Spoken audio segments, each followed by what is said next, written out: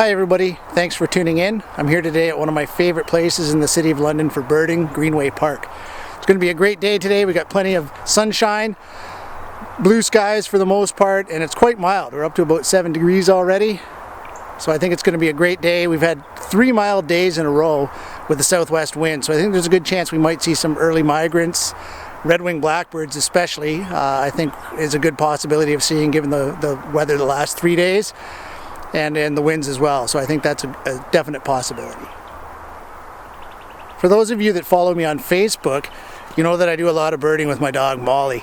I get asked a lot, how do I have so much time for birding? And the truth is, most of my birding is done while walking the dog. Having a large dog, 75 pounds, I feel obligated to get out every day and exercise her. She needs a lot of exercise, as do I. So it's great to get out with the dog, and it's a good excuse to go birding too.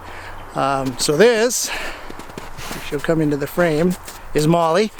She's 10 years old. She's a Bouvier mix.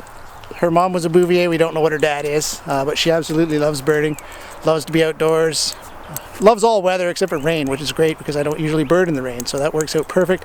Rainy days, she's happy just to stay home like I am. A lot of people wonder if you can see birds and get photographs while walking a large dog. The answer is yes. In fact, I'd say about 90 to 95% of the pictures I post, she's with me. A couple things I do. Thanks, Molly. A couple things I do just to keep her a little more stealthy.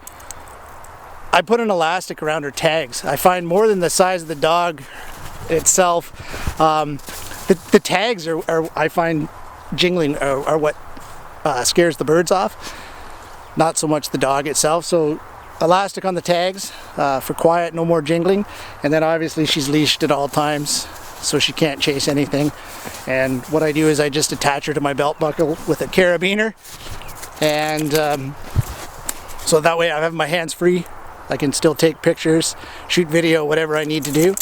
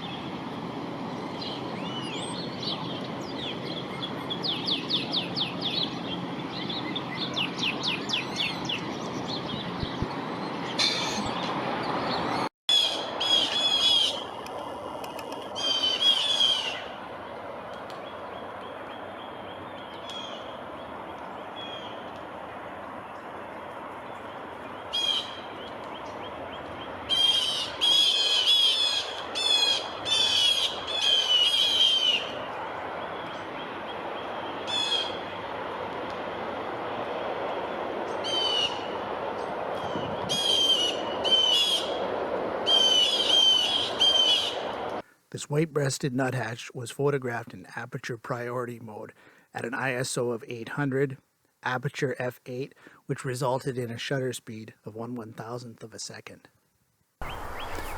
So as I was saying, I have Molly attached to me with a carabiner to my belt buckle. If I'm wearing a pair of pants or shorts that don't have a belt buckle, I just wrap her around the cotton carrier. It's plenty strong enough to hold her.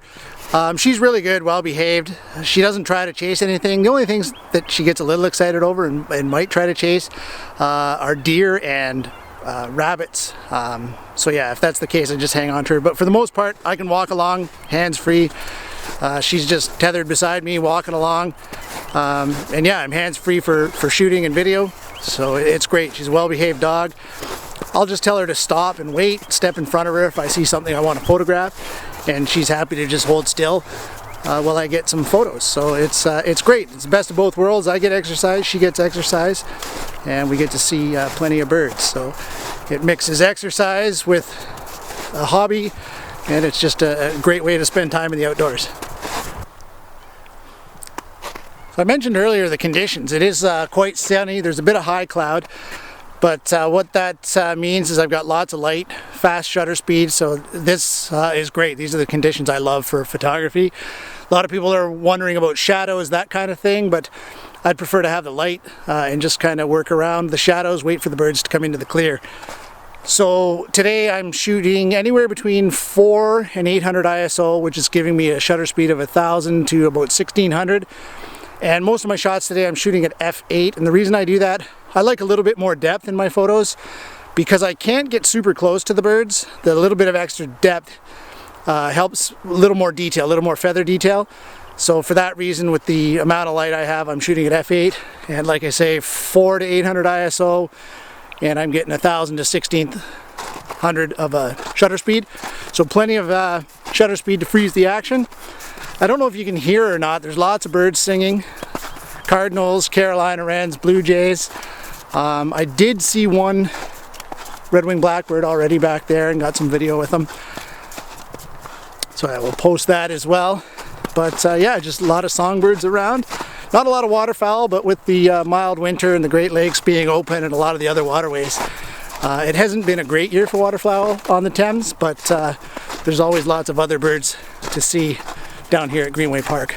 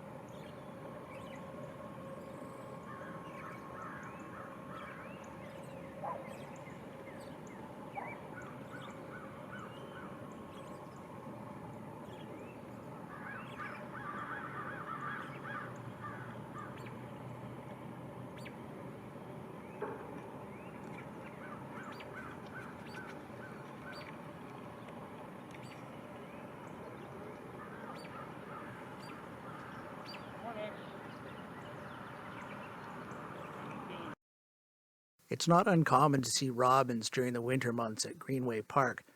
However, with the recent warm temperatures, southwest winds, and the number of birds around, my guess is that these are recent migrants that have returned to our area.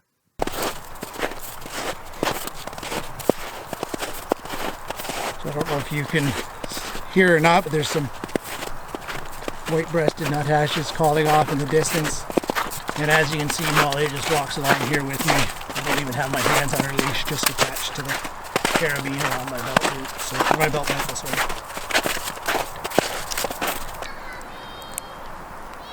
So in terms of camera settings, I'm shooting in aperture priority mode. Like I mentioned, f8 ISO 4 to 800, and I'm getting 1000 to 1600 of a second shutter speed, and I'm shooting at pretty much an even exposure. There's not a lot of snow left on the ground with the amount of light. As you can see, the backdrop is pretty much in the mid-tones, so today's a day when I can trust my meter. If I shoot something higher up in the tree, I'll bump my exposure up a little bit, or if it's down in the snow, I'll bump it up a little bit, but for the most part it's just an even exposure, and I can trust my exposure, trust my meter, and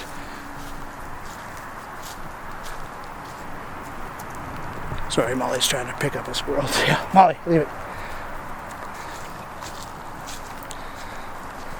You can probably hear the traffic noise in the background too. Wonderland Road is right across the river, so it's a 4-lane road that runs right across the city. So there's a fair bit of traffic noise, but you can generally pick up a lot of the bird sounds too. Hopefully the microphone's picking up some of the bird sounds as I shoot along here.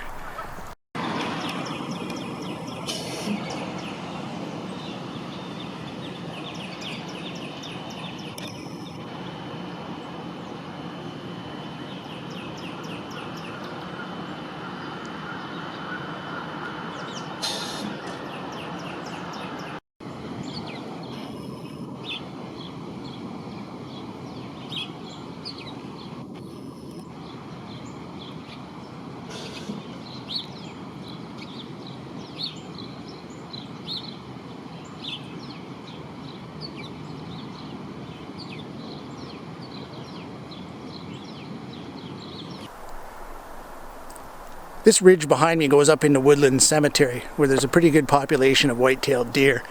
I don't like going into the cemetery and taking pictures of the deer, but if they're along this hill and coming down into this little valley here, mixed in among the trees, I'll take pictures of them. So I'm just going to wander up a little closer here and see if I can see any of the deer. There's actually a couple of bucks in here in this herd that are quite impressive.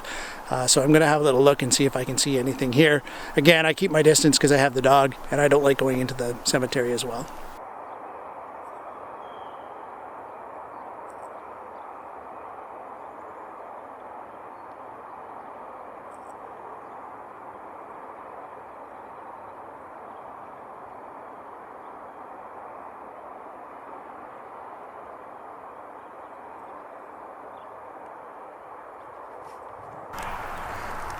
I actually stumbled onto birding at Greenway Park by accident.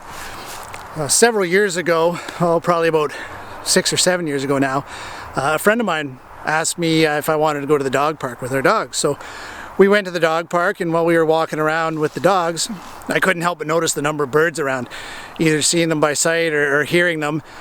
There was quite a number of birds around, so I was easily distracted from the dogs and pretty impressed by the number of birds. And then as we walked a little further around the dog park, watching the dogs play, a bald eagle flew over. And so for me, I was sold. I knew I had to come back with my camera and see what else was around and take pictures. And I've been coming here ever since.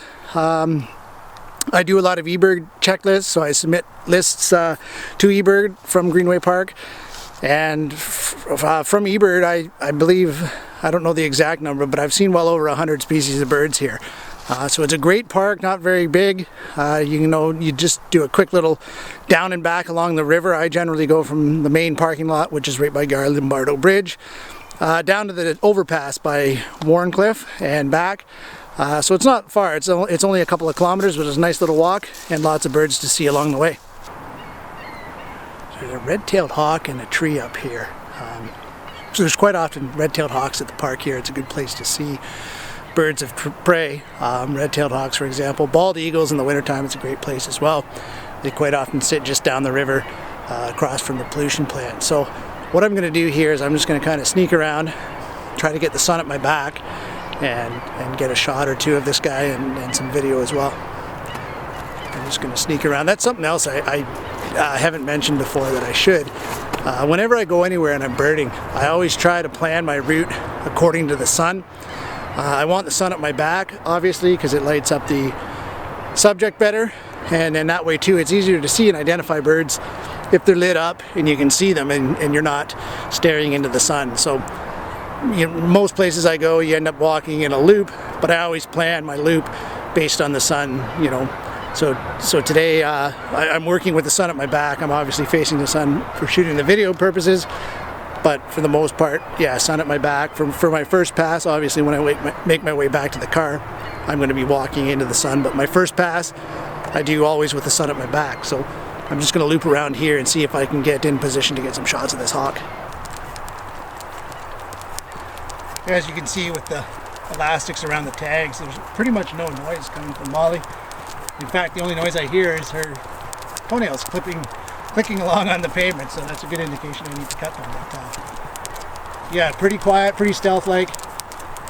Pretty much the only noise you can hear right now is the traffic on Wonderland, so we're just working our way around to get into position to photograph this hawk.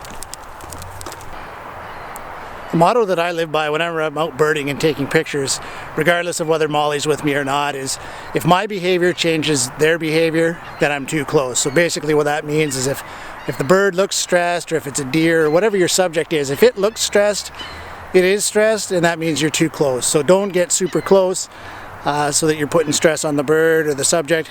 You want it to look natural.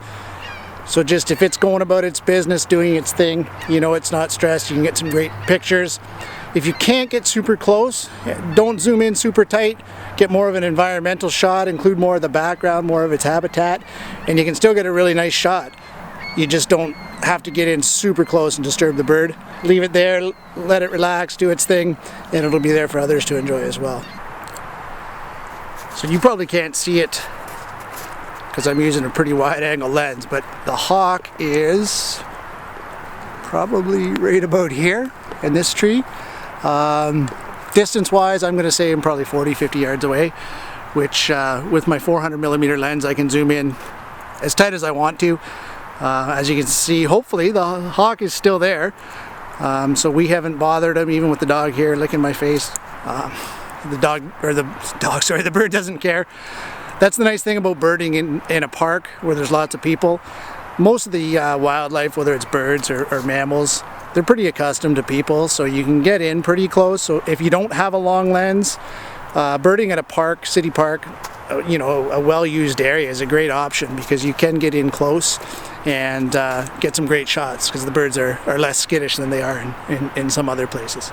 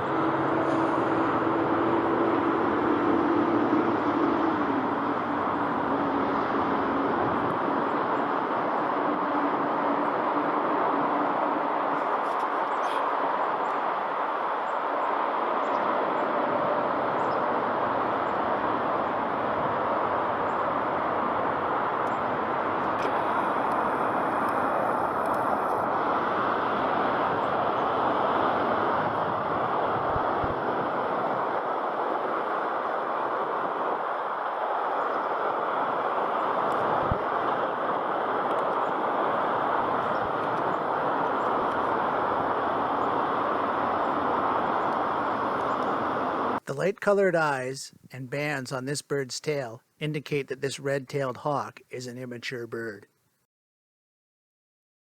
I want to thank everybody who has subscribed to my YouTube channel. I really appreciate all the feedback that I have received. If you have any comments or criticism, please let me know. I'd be happy to change things or do things a little differently. Video is a new learning curve for me, so I'm in the learning process. I was trying a different camera today, kind of playing with the settings. I got some of them wrong, actually. I think some of the videos of the birds are going to be overexposed, but I guess that's better than underexposed, because you'll still be able to see the bird. So if you have any comments, let me know. If you want to be anonymous, you can send me a private message through Facebook, or you can get in touch with me through my website. But yeah, feedback is greatly appreciated. Let me know what you want to see, what you don't want to see, that kind of thing.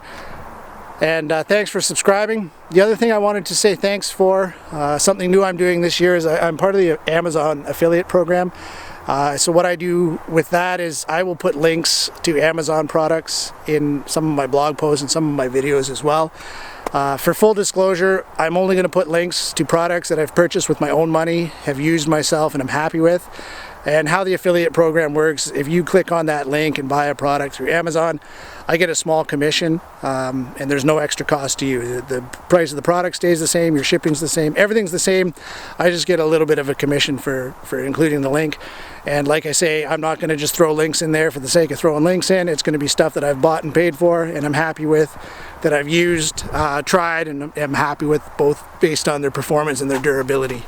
So if people have been using those links so far, and I thank you very much for that. That's a way you can support my channel, support my photography. So if you are going to buy some products, use the links and I get a little bit of commission. So I really appreciate that. Thanks for subscribing, and I hope you enjoyed this vlog from Greenway Park. I hope you enjoyed this vlog from Greenway Park. I appreciate everybody tuning in and for your patience while I figure out the art of video.